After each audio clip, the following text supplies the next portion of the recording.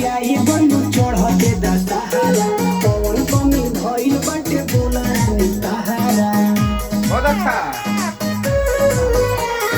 काहे खिसियाई बनु चढ़ते दशहरा कौन कमी भइल बाटे बोला रानी तहारा।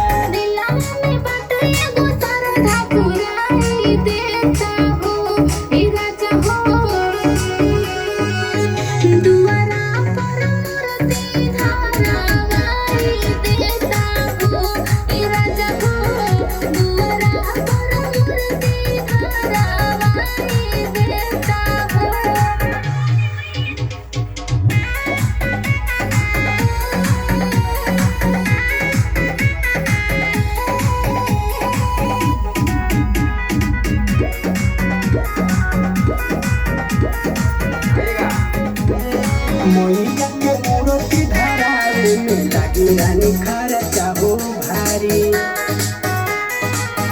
साले मानी जा तू बतिया आगे चल धराई देव प्यारी।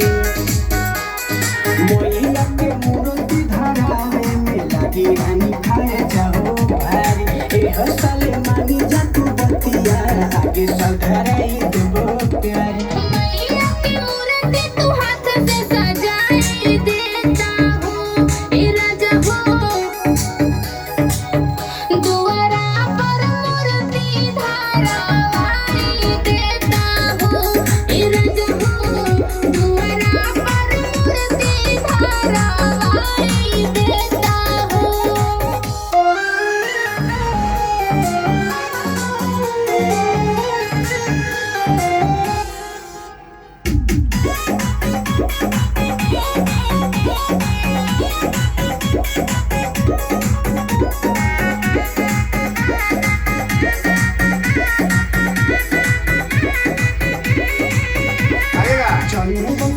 के मन बतिया मुहावा फूला वजनी रानी।